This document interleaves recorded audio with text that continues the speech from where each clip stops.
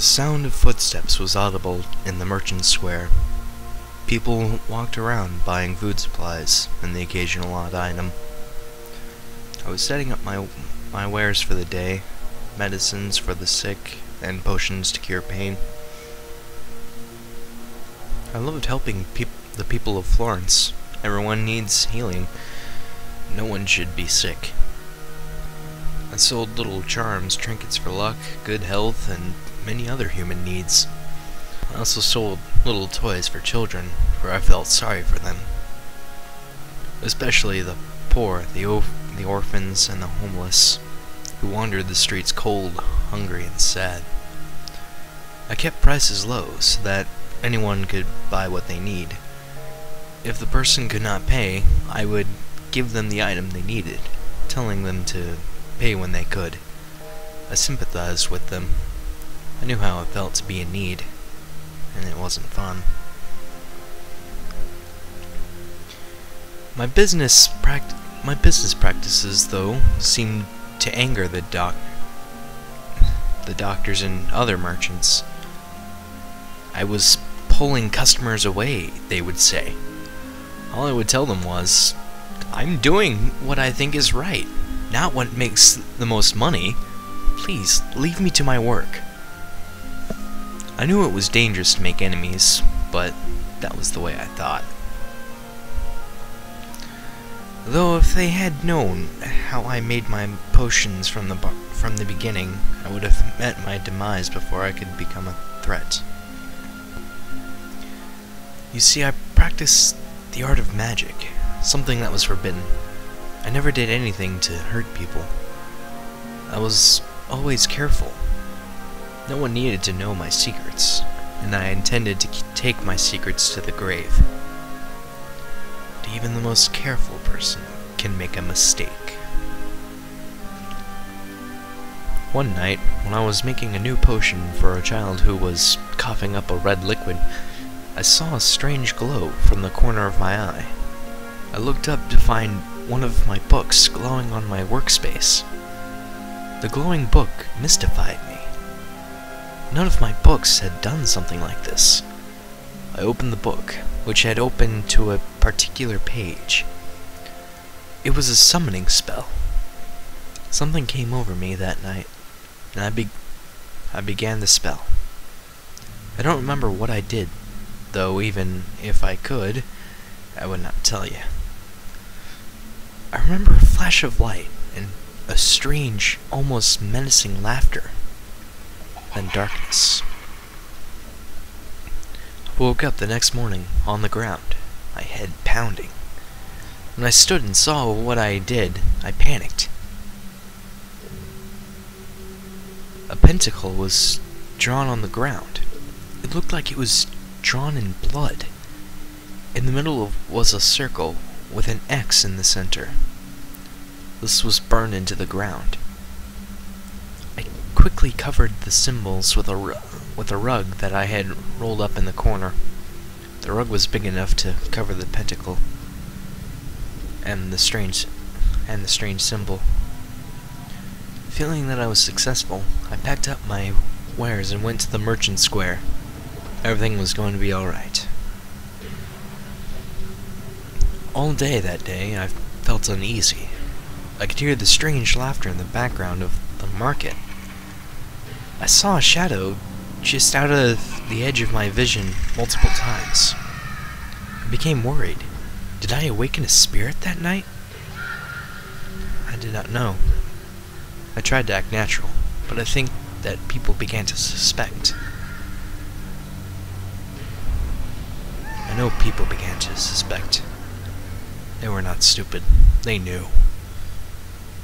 Near the end of the day, a group of children came to my stand, asking for medicine to help their mother. I was out of medicine for the day, so I told them to stop by my home, that I would have medicine there.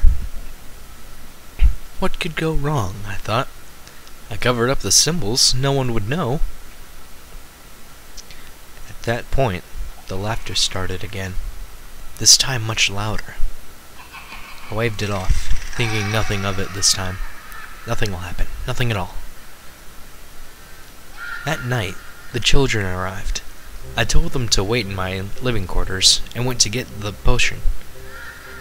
I had found the potion when I heard the screams. Dropping the potion, I rushed out to see what was wrong. What I saw made me freeze with fear. The room had been covered with bloody pentacles in the center of that same circle. The children looked at me, horror on their faces, for they knew what that meant.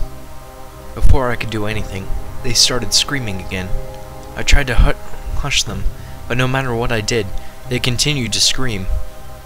Guards had come soon after. I do not remember what had happened after that, though. I do remember days upon days of being locked away in a dungeon, the strange laughter echoing off the brick walls, driving me insane. For what had seemed like years, I sat in a corner, listening to the laugh, thinking about those children. Why did they not stop? Why did they not listen? They were why I was there, sitting in a dungeon. It was their entire fault. By the time the guards came, all that was left of me was skin and bone. And all I could do was rock back and forth, muttering about children and laughter. One of the guards must have hit me in the head, because the next thing I know, I'm strapped to something. A crowd of people standing in front of me shouting curses and profanities. I was in shock. How could they? When I had helped so many of them. The pain started then. It felt like my body was being torn in two. I started to scream. The pain was unbearable. I cursed them back. Thoughts of backstabbing wretched creatures. They would not help me. They hated me. I had done nothing to them, and they hated me. I felt pricks of pain go through my eyelids, then my mouth. I could no longer see, and no longer scream. I felt liquid hit me. It burned. I hated them. Hated them, all of them. Especially the children. Oh, how they should suffer. If not for them, I would not have been caught. It was their entire fault.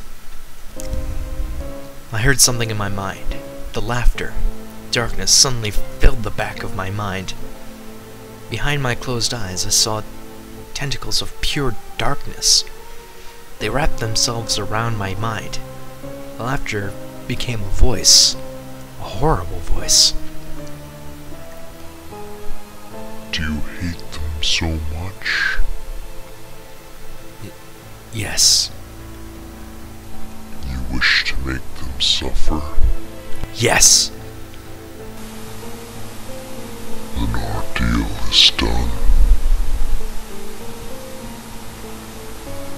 The pain subsided. My vision cleared. It was dark, but I could see. I tried to blink, but could not. I felt something. Not happiness, sadness, or even surprise. I felt anger. They was still there, laughing, playing. They will suffer, all of them. But the children will suffer more. Oh, how they will. They will.